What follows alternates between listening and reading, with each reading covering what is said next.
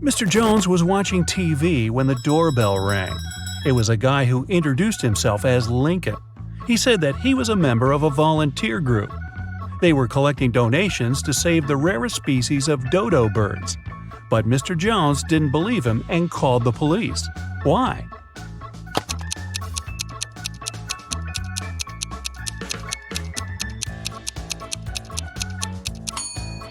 There are no more dodo birds. They went extinct in the 17th century. Arwen, a rich man's only son, visited his cousin Richie. They were talking about sports and drinking tea. Suddenly, Arwen stopped breathing and fell to the floor. Richie called the doctor, who said that Arwen had been poisoned. Detective Callum arrived and started the investigation. Soon, he accused Richie of poisoning his cousin. How did Richie manage to do that?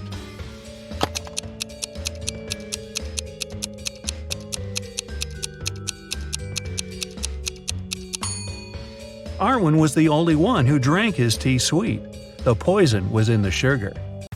Eloise was studying in the library. She went to the bathroom and left her things on the table. When the girl returned, she realized someone had stolen her cell phone. She called the police, and they questioned the other 3 students who were in the library at that time. Bernard said, "I left the library right after Eloise. I wanted to get a drink from the vending machine. I didn't touch her things."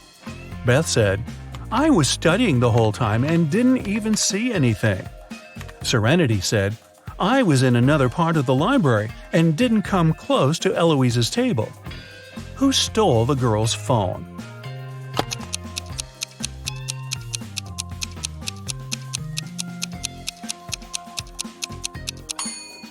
It was Bernard. He said he'd left to get a drink from the vending machine. But look, there are no drinks in there, only snacks. Samantha and her daughter Avery went to the lake to spend some time together. Yay! They found a nice spot and sat down there. A bit later, Samantha remembered she'd left her camera in the car and went to get it. When she returned, her daughter was gone. The woman called the police, and they started to look for the girl. There were 3 people nearby, and the police officers interrogated them all. Benjamin said, "I was walking nearby and saw a girl sitting by the lake, but I didn't do anything to her." Genevieve said she hadn't even seen the girl or her mother. And Victoria said she hadn't seen them either, but she heard someone screaming. Who should the officers arrest?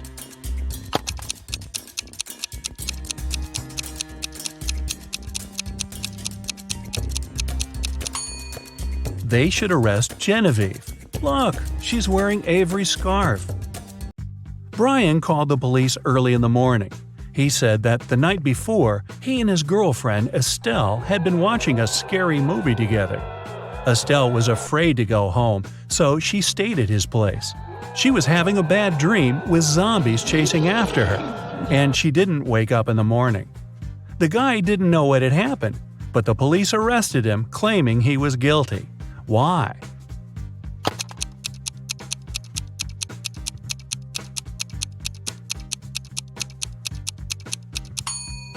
The guy said his girlfriend hadn't woke up in the morning. Then, how did he know what she had been dreaming about? Theodore came from New York to his hometown, Chicago, to spend a week with his father. 3 days later, the father called the police and said his son had poisoned himself. The police examined Theodore's things to check if there was anything suspicious. After that, they took the father to the police station for further interrogation. What seemed suspicious to them?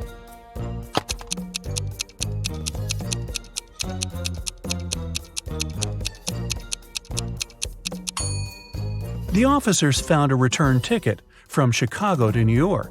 Theodore wouldn't have bought this ticket if he hadn't been planning to return to New York. Esme was having her usual walk in the forest. And you know what? She got lost again. After wandering around for a couple of hours, she finally found the witch's house. Esme asked the witch to show her the way back home. The witch wanted to make Esme her maid, but she had a problem. She was planning a vacation and wanted to go fishing. Her fishing rod was 13 feet long, and one was only allowed to take things no longer than 12 feet on the train. The witch promised Esme that if the girl found a solution, she'd let her go. What can Esme recommend?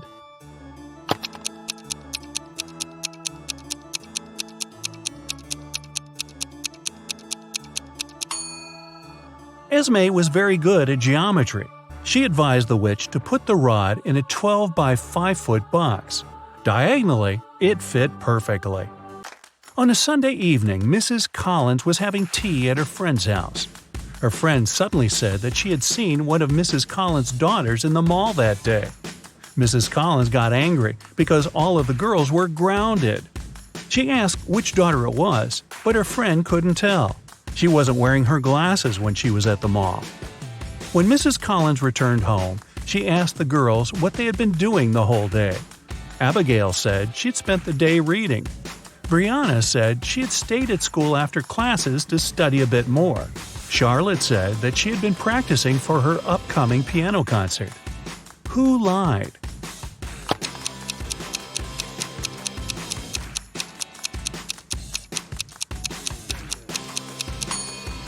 Brianna.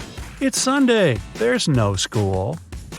A young girl, Tenley, was brought to the hospital after being poisoned. But the examination showed that Tenley hadn't eaten or drunk anything that day. Her sister, Kennedy, said she didn't know anything about the accident. Tenley's friend, Ruby, said, "We were at school when Tenley felt bad." Tenley's boyfriend, Archie, said, "I haven't even talked to her today." How was Tenley poisoned, and who did it?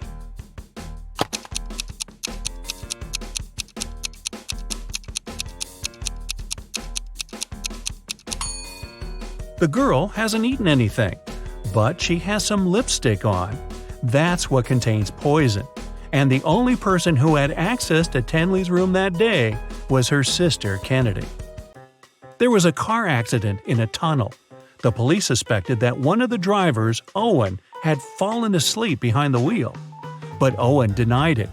"I just couldn't see well because of the rainstorm," he said. The police didn't believe him and immediately arrested the man. Why?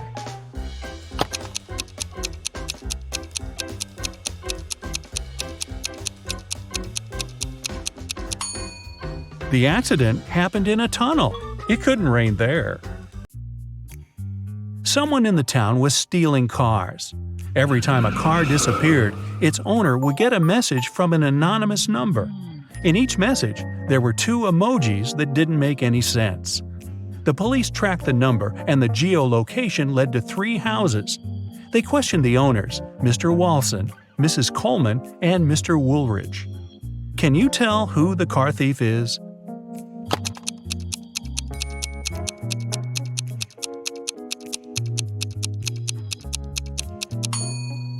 The emojis seem to make sense after all. They're a wall and a father with a son. Combine them and you'll get Walson. So Mr. Walson must be the one stealing cars. Now let's play the game Who's Less Smart? It's early morning. Tom and Joseph are driving their teenage children to school. Who is not smart?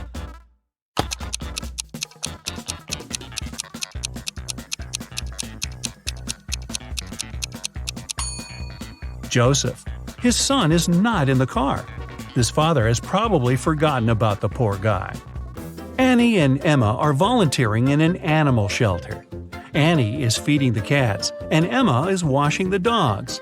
Who is not smart here?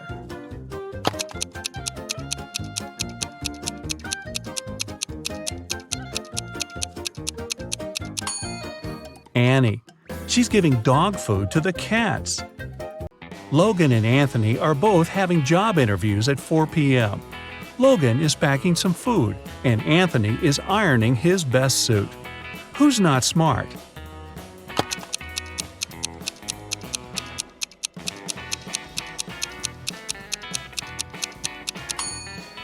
Anthony. Look at the clock. The interview is going to start in 5 minutes, and he's still at home. Logan is at home too, but there's still another hour till his interview begins.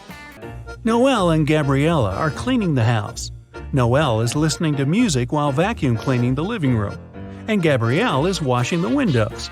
Who is not being smart?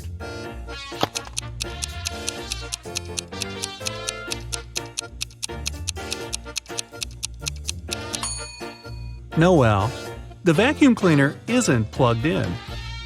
Skylar and Autumn are both going on summer vacation. Skylar is going to Spain, and Autumn is visiting her sister in Chile. Who is not smart?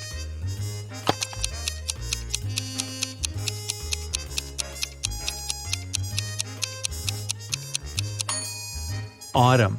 She's packing shorts and swimwear, but she won't need them because it's winter in Chile. Both Josh and Amelia didn't sleep well because their neighbor's dog had been barking all night. Amelia asked Josh to take out the trash while she was making some coffee for them. Who is not smart?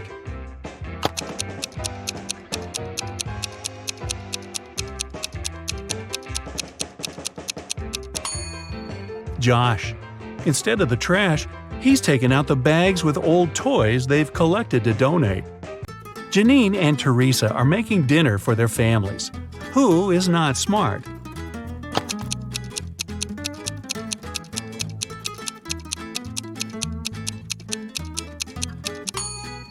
Well, they both have a problem.